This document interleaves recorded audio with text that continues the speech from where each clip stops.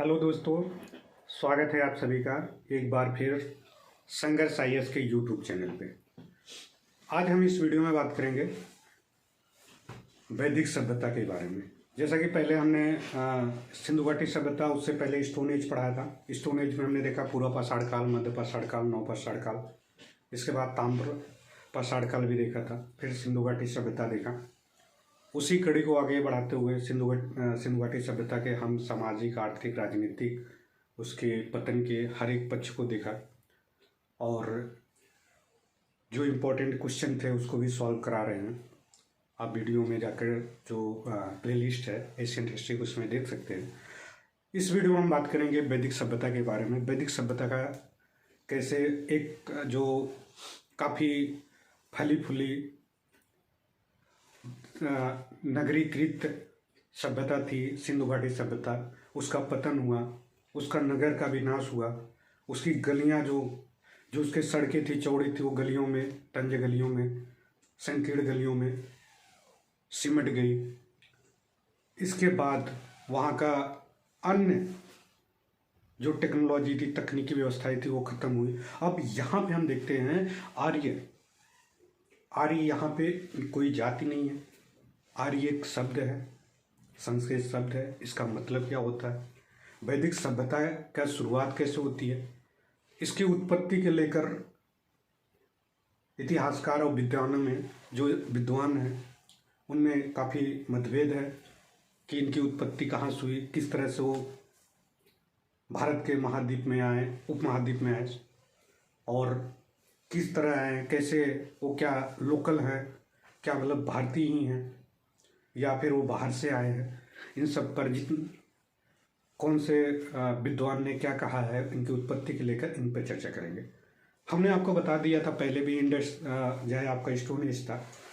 हर एक सभ्यता या वंश या किसी भी चीज़ को जानने के लिए एक बुनियाद होती है, एक आधार होता है, एक साक्ष्य होती है। बिना प्रमाण से किसी व्यक्ति को ये नहीं कह सकते हैं कि आप इस चीज़ के लिए आपकी ये विशेषताएं हैं, आपकी ये चीज़ें हैं, आपके पास ये है।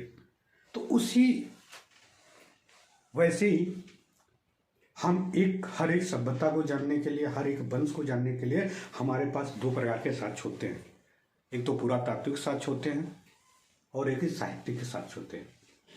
तो मैं आपको ये बता देना चाहता हूँ कि वैदिक सभ्यता, हमने बात किया था आद्य ऐतिहासिक काल के बारे में या प्रोटो प्रागैतिहासिक जो काल था उसके बारे में, या फिर ऐतिहासिक काल में। वैदिक सभ्यता आद्य ऐतिहासिक काल के अंतर्गत आती है। आद्य ऐतिहासिक काल के अंतर्गत क्यों आती है, इस पे हम चर्चा करेंगे। जिस तरह से हमने बात किया कि प्रागैतिहासिक काल वो काल होता है जहाँ पे लिखित साक्ष्य न प्राप्त हो, और ऐसे काल को, ऐसे युग को हम प्रागैतिहासिक काल कहते हैं। आद्य ऐतिहासिक काल उससे कहते हैं जो जहाँ पे लिखित और लिपि प्राप्त हो, लिखित साक्ष्य भी प्राप्त हो, वहाँ की लिपियाँ हो, बट पढ़ा नहीं गया हो, या तो फिर लिपियाँ ही न प्राप्त हो, तो भी उसे आद्य ऐतिहासिक काल कहा जाता है। ठीक है, तो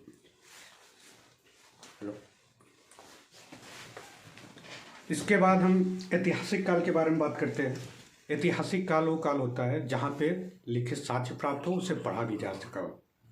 ठीक है, तो ऐसे काल को हम ऐतिहासिक काल कहते हैं।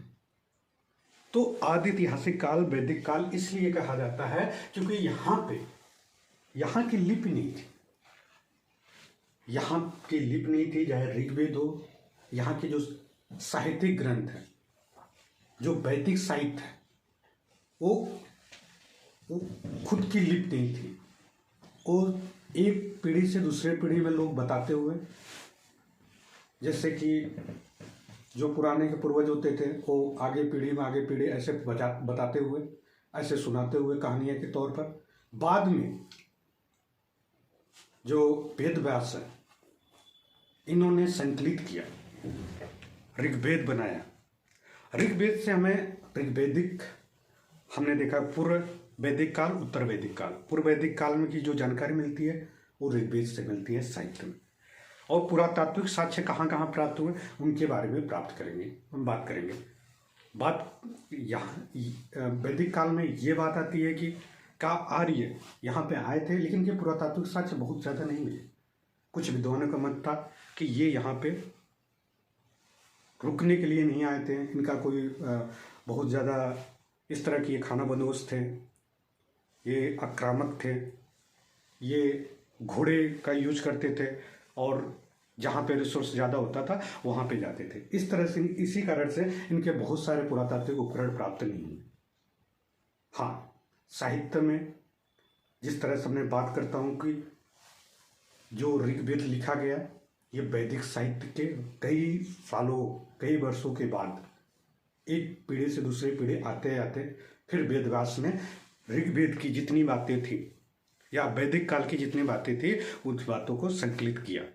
उसका समाज, उसके सामाजिक, आर्थिक, राजनीतिक, प्रशासनिक, महिलाओं की स्थिति, उस सब बताएं। तो हम पूर्व वैदिक काल में ऋग्वेद के बारे में ऋग्वेदिक काल या पूर्व वैदिक काल जानते हैं।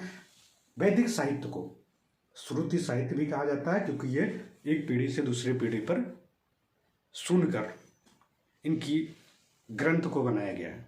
ठीक है, तो आप वैदिक काल की जो भी चीजें, इसीलिए वैदिक काल को हम सुनकर, न कि इनका कोई लिपि था, बाद में लिखी गई है एक पीढ़ी से दूसरी पीढ़ी में। लिपियां जो थी, ये जो ऋग्वेद लिखा गया संस्कृत भाषा में।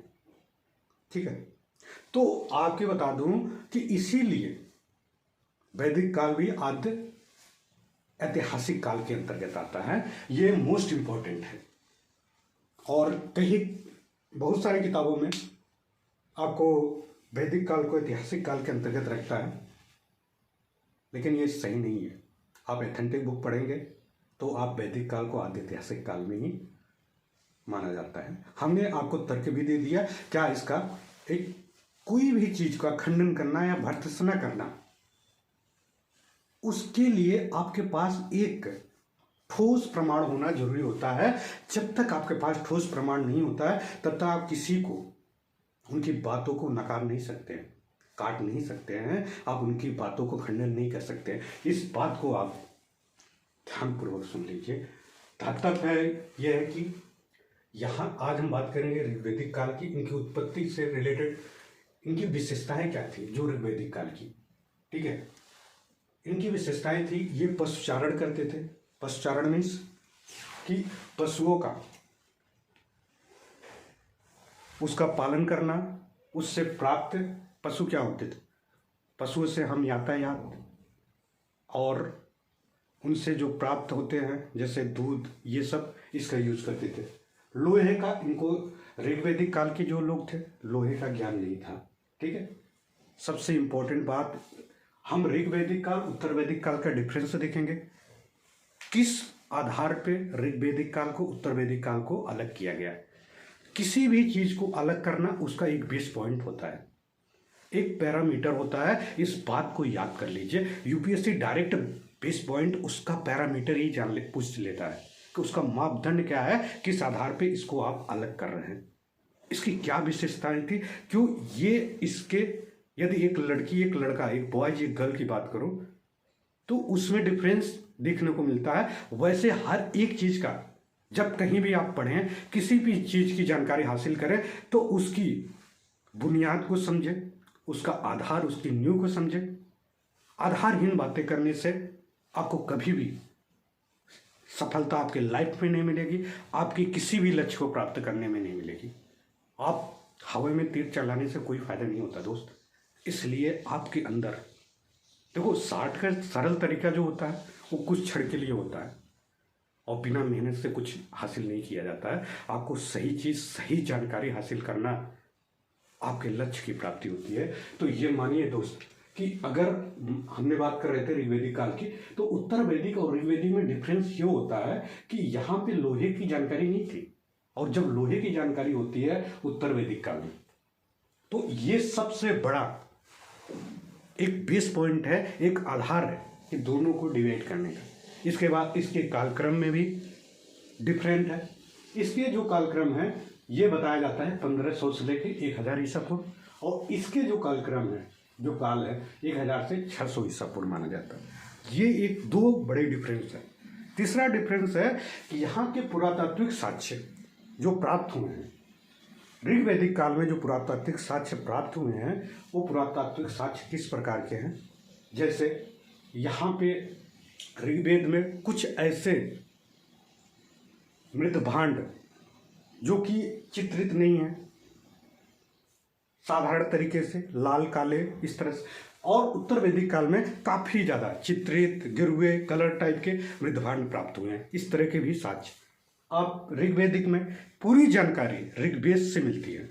उत्तर वैदिक काल में जानकारी जो मिलती है आपको सामवेद, यजुर्वेद, अथर्ववेद और आपके ब्राह्मण ग्रंथ, आर्डक, उपनिषद आदि जो साहित्य ग्रंथियां हैं, वैदिक साहित्य ग्रंथियां, उससे उत्तर वैदिक की जानकारी मिलती है। उसके समाज, उसकी राजनीतिक, उसकी आर्थिक, उसकी धार्मिक, उसकी प्रशासनिक, हर एक डायमेंशन के बारे में हमें जानकारी यहाँ से प्राप्त होती है। ठीक है, तो ये काफी बड़ा डिफरेंस हमने बता दिया उत्तर वैदिक काल का और ऋग्वैदिक काल में। ये कहीं किताबों में नहीं मिलता है, डायरेक्ट सबने डेट रोड बनाकर ये चीजें वो लिख दिया है। लेकिन आपको हर एक चीज की जानकारी, हमने जो बात बोल दिया कि किसी भी चीज को अगर काटना है, अगर व्यक्ति कोई आपका आलोचना कर रहा है तो वो आलोचना का भी प्रमाण आपको होना चाहिए। अगर आपको कोई व्यक्ति आपकी प्रशंसा कर रहा है, आपकी विशेषता बता रहा है, उसका भी तो आधार होना चाहिए, उसका भी तो कोई प्रमाण होना चाहिए। बिना प्रमाण के आपको बोल दे कि आप प्रधानमंत्री है, आप राजा थे, आप ये थे, वो थे, ये तो बेबुनियाद बातें हैं ना। ऐसे बातों को कोई मतलब नहीं होता, सिर्फ आपको लोग बेवकूफ या मूर्ख समझते हैं। तो ऐसी बातें करने की जरूरत नहीं है दोस्त। ठीक है, हम बात कर रहे थे ऋग्वेदिक और उत्तर वैदिक में। ऋग्वेद में आर्य शब्द 36 बार यूज किया गया। कृषि का गौड़ स्थान था ऋग्वेद में। सिर्फ एक मंडल में, चौथे मंडल में एक जगह पर एक ऐसा सूक्ति है जहां पे कृषि का बातें की गई है। लेकिन उत्तर वैदिक काल में कृषि का महत्वपूर्ण ज्यादा हो जाता है, कृषि का उपयोग होने लगता है, अस्थायी जीवन काफी ज्यादा सुदृढ़ हो जाती है। ये उत्तर वैदिक काल की सबसे बड़ी विशेषता थी। ठीक है, ओके। और आर्य समाज पुरुष प्रधान था, ऐसा भी साक्ष्य प्राप्त होता है। पालतू घोड़े का उपयोग करते थे, पालतू घोड़े का उपयोग यहाँ पे भी करते थे। ये मुख्य विशेषताएं थी। हजारों विशेषताएं आपको मिल जाएगी जब हम ऋग्वेद में पढ़ाएंगे, सारी विशेषताएं आप डाल। लेकिन जो मुख्य थी, जो प्रमुख विशेषताएं थी, हम उसकी बात कर दिया। उत्तर वैदिक काल, ऋग्वैदिक काल में क्या डिफरेंस है। ऋग्वैदिक काल के जो साक्ष्य है वो पुरातात्विक साक्ष्य, सबसे इंपॉर्टेंट जो साक्ष्य प्राप्त हुआ है, एक बुगाई कोच का अभिलेख है, ये तुर्किस्तान में है। ठीक है, वहां से प्राप्त हुआ 1400 ईसा पूर्व में। यहाँ पे एक बात, महत्वपूर्ण बात कही गई है कि हित्ती एक राजा था सुबिलिमा, और एक मितन्नी राजा था मतु औजा करके, मध्य में एक संधि हुई थी। और इस संधि के बीच में जब इन दोनों की लड़ाई हुई, इन लड़ाई में एक संधि हुआ, और उस संधि में पहले वर्षों आप देखते होंगे गांव में, देश में, कि लोग जब लड़ाई होती थी आपस में, पड़ोसी में या फिर घर घर में, कि देवरानी जेठानी या किसी के बीच में, तो वहां पे लोग क्या करते थे कि अपनी बातों को न्याय देने के लिए या बातें को सिद्ध करने के लिए कसम खिलाते थे कि आप इस भगवान की कसम खा लीजिए, इसकी कसम खा लीजिए।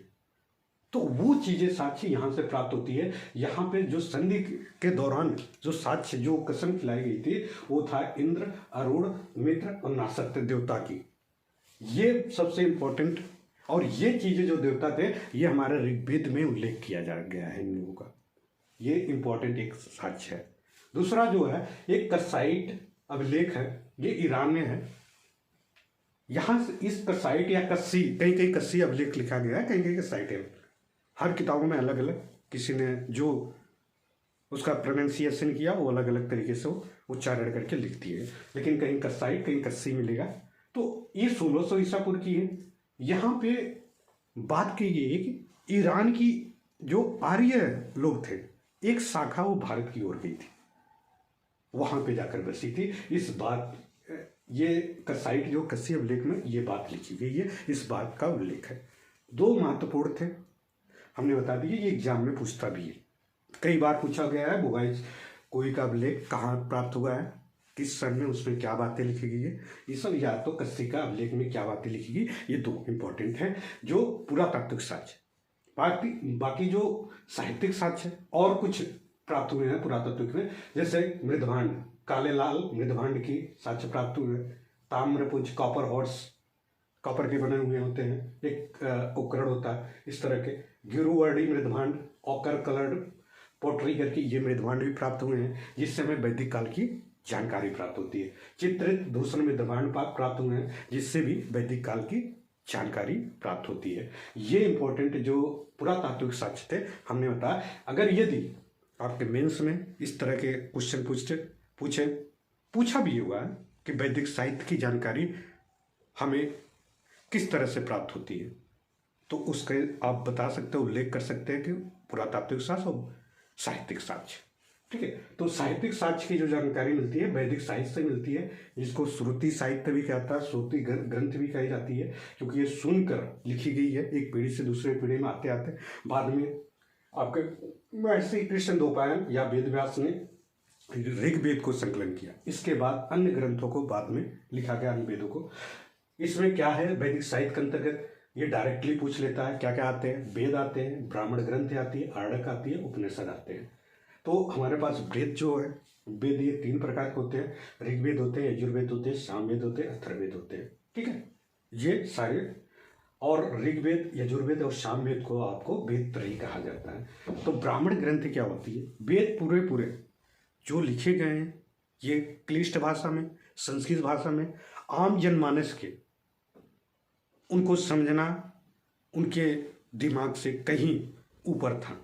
तो उसी चीज को, इसी ऋग्वेद, यजुर्वेद, सामवेद के चीजों को बताने के लिए गद्य में, कहानियों के तौर पर ये ब्राह्मण ग्रंथ, ये पद्य में था, ये गद्य में ब्राह्मण ग्रंथ का उल्लेख किया गया है। ब्राह्मण ग्रंथ में बताई गई है ऋग्वेद में क्या बातें की गई, समाज की, आर्थिक, राजनीतिक, इन सब बातों को लेकर ये ब्राह्मण ग्रंथ में। ब्राह्मण ग्रंथ देखेंगे ऋग्वेद के कितने ब्राह्मण ग्रंथ है। आर्डक जो होता है, आर्डक में ज़्यादा से ज़्यादा बातें लिखी जाती है, ये दार्शनिकों के बारे में, किस तरह की आत्माएं, परमात्माएं, किस तरह के आपके जो उलझन होती है मानव के दैनिक जीवन में, उन सब की बातों का चर्चा आर्डक में दार्शनिक जो चीजें होती है उस सब उल्लेख किया गया है। उपनिषद जो होता है, इसमें भी धार्मिक और दार्शनिक बातें उल्लेख किया गया है ज़्यादा से ज़्यादा। उपनिषद मीन्स होता है उप प्लस निषद, उप मीन्स होता है नजदीक और उपनिषद में बैठना।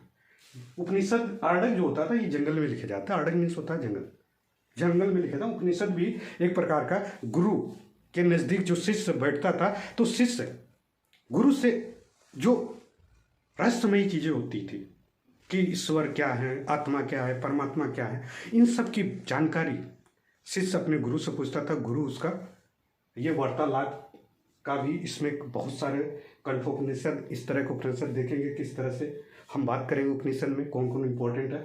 तो जानकारी इसमें हासिल होती है कि धार्मिक और दार्शनिक वाले, ठीक है, उपनिषद में, इसका मतलब ये है।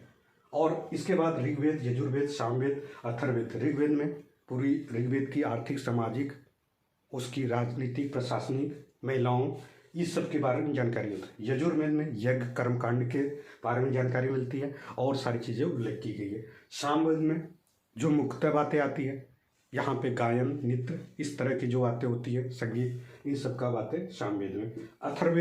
अथर्ववेद में जो चिकित्सा से रिलेटेड या भूत पिचास जो होते हैं, या फिर टोना टोटका, इन सब की जानकारी अथर्ववेद में मिलती है। ठीक है, तो ये है, अभी हमने 60 इन सब के बारे में बता दिया। लेकिन इन सब के एक एक, ऋग्वेद में क्या कही गई है, यजुर्वेद में क्या है, सामवेद में क्या है, अथर्ववेद में क्या है, इनकी विशेषता है, इन सब के बारे में थोड़ी सी, पूरा नहीं लेकिन हाँ इतनी जानकारी जरूर हासिल करेंगे जिससे उसके समाज का पता चल सके, उसकी राजनीतिक, आर्थिक, प्रशासनिक, जिससे यदि हमें अपने यूपीएससी या पीसीएस या किसी एग्जाम की, बीपीएससी हो, राजस्थान पीसीएस हो, एमपी पीसीएस हो, किसी भी एग्जाम की तैयारी करते हैं, उसके प्रीलिम्स या मेंस की दृष्टि से हम पढ़ेंगे, जीएस के पर्पज से, ऑप्शनल के पर्पज से, क्योंकि ऑप्शनल के पर्पज से हम यहाँ पे क्लास नहीं चला रहे हैं, हमें बहुसंख्यक के लोगों को फायदे के लिए यहाँ पे वीडियो बनाया जा रहा है।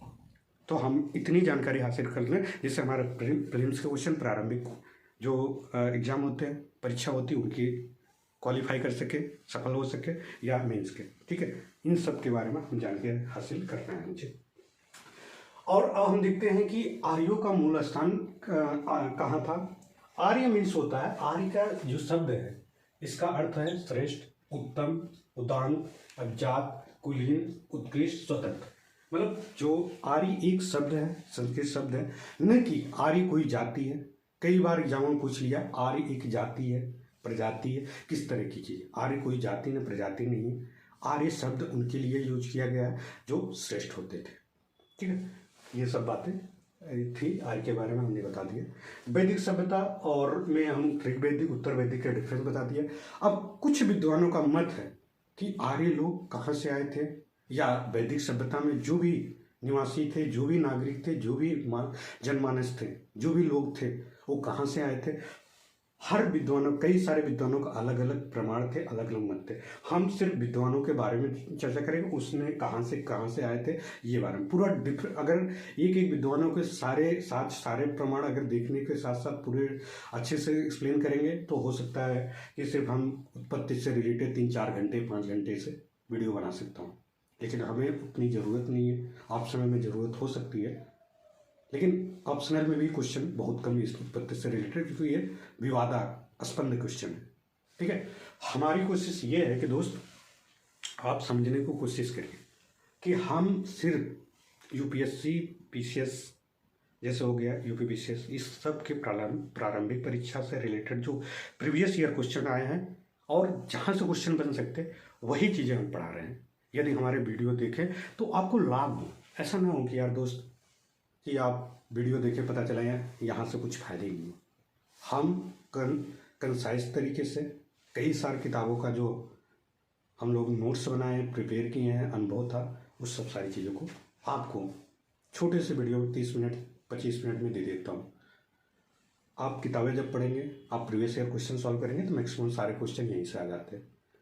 प्रीवियस ईयर क्वेश्चन सारे हम करवा देते हैं अपनी ही वीडियो में, बट जब किताबें पढ़ेंगे आपको सरलता बहुत आसान होगी कि यार ये सारी चीज़ें ऑलरेडी मैंने पढ़ चुका हूँ, यही क्वेश्चन आता है, इस तरह के आते हैं। अब जब भी एग्जाम देंगे आपको खुद पता चल जाएगा।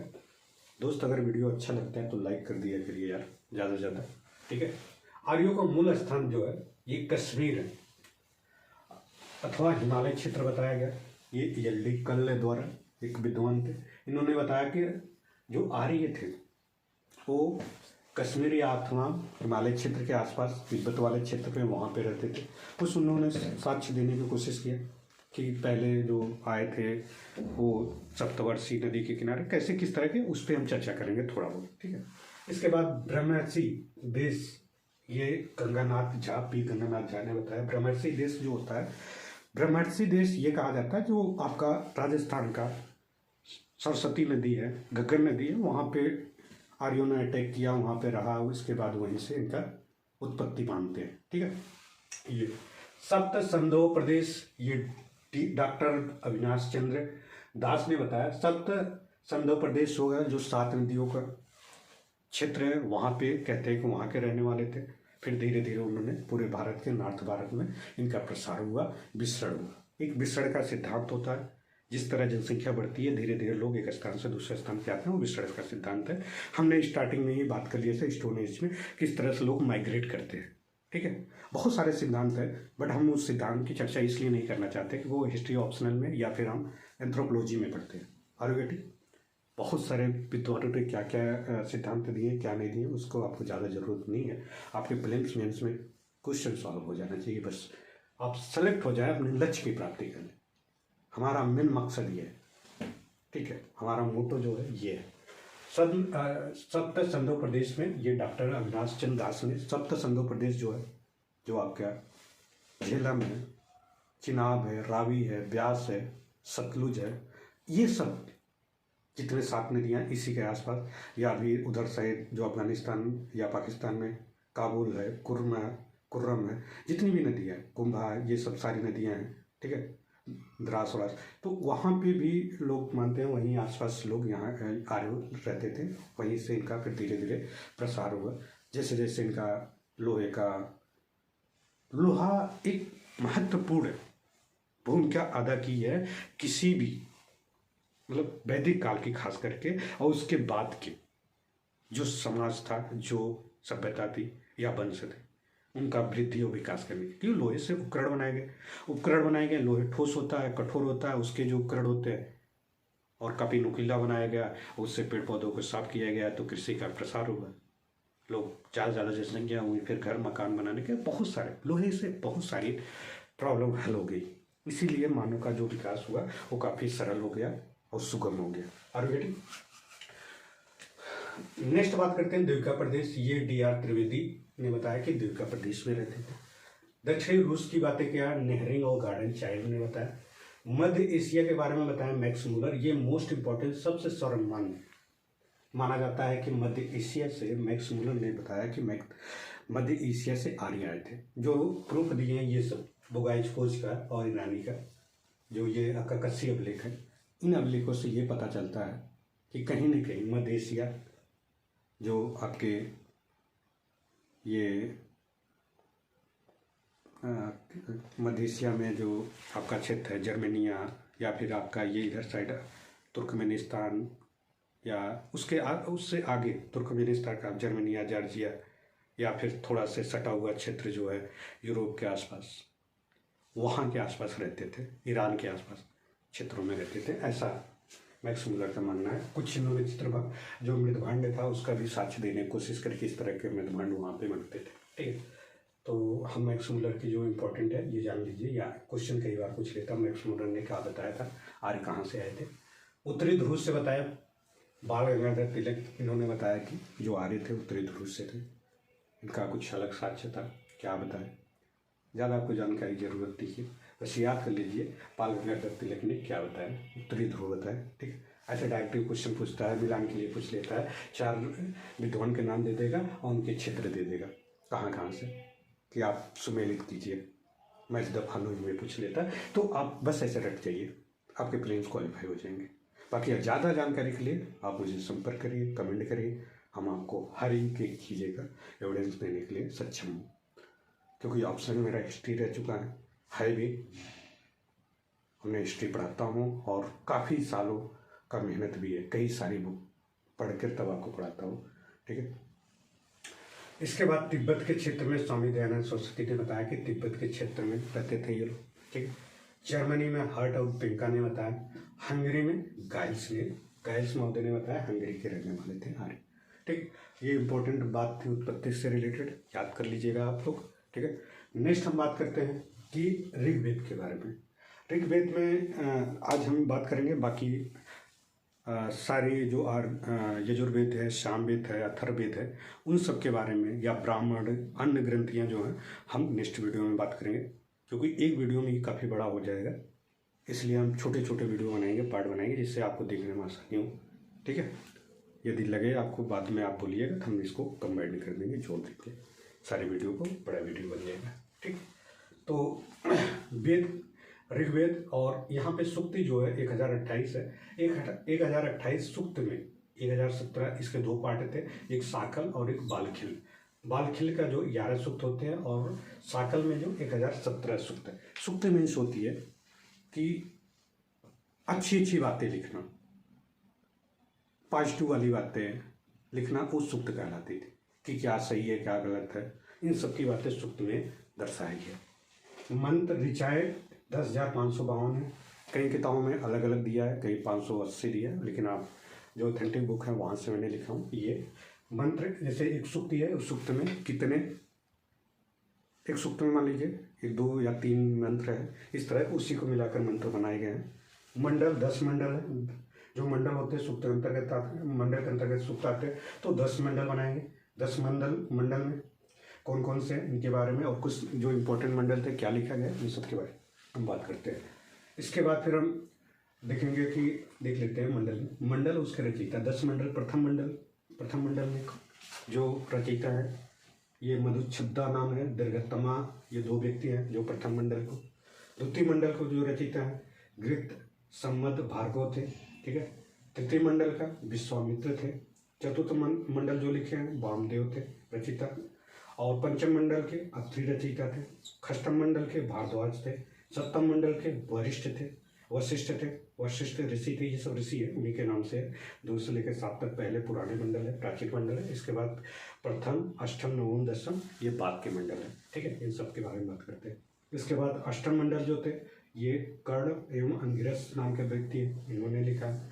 नवम मंडल जो है अंगिरस और कश्यप ने लिखा है। और दशम मंडल त्रित, इंद्राणी, सची और श्रद्धा इन व्यक्ति ने लिखा है। आपको याद कर लेना है, डायरेक्टली पूछ लेता है कि सबसे इम्पोर्टेंट जो मंडल है ये तृतीय वाला मंडल है जो विश्वामित्र ने लिखा है। इसमें गायत्री मंत्र का उल्लेख किया गया है, मोस्ट इम्पोर्टेंट है, कई बार ये पूछा हुआ है कि गायत्री मंत्र किस मंडल में उल्लेख किया गया है। उसके रचयिता विश्वामित्र थे। और द्वितीय से लेकर 7वें मंडल तक प्राचीनतम मंडल माने जाते हैं, और प्रथम, अष्टम, नवम ये दशम जो है नए मंडल है। ठीक, ये इम्पोर्टेंट है। चतुर्थ मंडल जो है इसमें वामदेव द्वारा कृषि के लिए एक सूक्त लिखा गया है, 57वां सूक्त है, ये इम्पोर्टेंट है। ठीक है, 5वें और खष्टम में ये सब में कोई खास नहीं है। 7वें में है दशराग्य युद्ध के बारे में उल्लेख किया गया है। ठीक है, दशराग्य युद्ध क्या है? 10 राजाओं और एक आर्य राजा था, भरत सुदास नाम था, उसके विरुद्ध में 10 राजा थे, जिसमें से 5 आर्य थे, 5 अनार्य थे। उनका जो युद्ध हुआ था उन सब का उल्लेख ये 7वें अभिलेख में है, ये इंपॉर्टेंट है, कई बार पूछ लेता था दशराग्य। इसके बाद आपका अष्टम में जो है इसमें 114 सोम के बारे में बात किया गया है। ठीक है, 10वें मंडल इम्पोर्टेंट है, 9वें में कुछ खास नहीं है। 10वें मंडल इसलिए इम्पोर्टेंट है क्योंकि इसमें कई बार एग्जाम में पूछ लिया है कि यहाँ पे एक पुरुष सूक्त, यहाँ पे वर्ण विभाजन की जानकारी मिलती है। पुरुष सूक्त में वर्ण विभाजन की जानकारी मिलती है। ये बताया जाता है कि एक विराट पुरुष से, उसके मुख से ब्राह्मण, उसके भुजाओं से क्षत्रिय, उसके जो ये पेट से वैश्य और उसके पैर से शूद्र का उत्पत्ति हुई है। ये बात 10वें मंडल में पुरुष सूक्त में वर्णित किया गया है। ठीक है, तो ये कई बार एग्जाम में पूछ लेता है, इसलिए मैंने बता दिया आपको। ठीक है, नेक्स्ट हम बात करते हैं ब्राह्मण। तो ऋग्वेद का जो ब्राह्मण है ऐतरेय ब्राह्मण और कौशिकी ब्राह्मण है। बस इतना जानकारी हासिल करना आपको, बहुत ज़्यादा जानकारी नहीं, हम थोड़े थोड़े बता दे रहे हैं। इसके क्या है, उपनिषद में ऐतरेय और कौशिकी है, ये ऋग्वेद का जो उपनिषद है। आर्डक जो है ऋग्वेद का ऐतरेय और कौशिकी है। और जो ऋग्वेद को पढ़ता था उसको होत्र कहा जाता था, और ऋग्वेद का जो उपवेद होता था वो आयुर्वेद कहा जाता था। ठीक है, ये चीज़ें ऋग्वेद में जो इम्पोर्टेंट फैक्ट है, इन सब फैक्ट के बारे में हमने जानकारी हासिल कर लिया। बाकी ऋग्वेद के अन्य चीज़ें जो है वो हम बाद में कल वाले वीडियो में बताएंगे। ऋग्वेदिक काल का जो ऋग्वेद से जो उसकी सामाजिक, आर्थिक, राजनीतिक, कौन सी नदियाँ, कितनी बार उल्लेख किया गया है ऋग्वेद में, कितने शब्द का जो शब्दावलियाँ होती हैं, खाने पीने, पहनने के जो कपड़े के ऋग्वेद में क्या बोला जाता था, इन सब के बारे में जानकारी नेक्स्ट वीडियो में हम हासिल करेंगे। ठीक है, तो आज इतने इंपॉर्टेंट फैक्ट थे, उन सब के बारे में जानकारी हासिल की। नेक्स्ट वीडियो में फिर हम ऋग्वेद कालीन के आगे के पोर्शन देखेंगे, क्या क्या हमें पढ़ना है, क्या क्या नहीं पढ़ना है। ठीक, ओके। तो यदि आपको वीडियो अच्छा लगता है तो आप लाइक करिए, सब्सक्राइब करिए, शेयर करिए। यदि कोई क्वेश्चन डाउट हो तो आप कमेंट करिए यार दोस्त, और शेयर कर दीजिए, फैला दीजिए। आपको जो चाहिए आप एक बार कमेंट तो करिए, हम आपको देंगे। हमारा मेन मकसद है आपका सफल करना। जो व्यक्ति, जो बच्चा वास्तव में जिनके पैसे की प्रॉब्लम है, इकोनॉमिकल प्रॉब्लम है, गाइडेंस की प्रॉब्लम है, हम लोग इसीलिए शुरू किए हैं दोस्त। कम से कम तो लाइक सब्सक्राइब तो कर दिया करिए यार दोस्त। और इसी के बाद धन्यवाद, थैंक यू।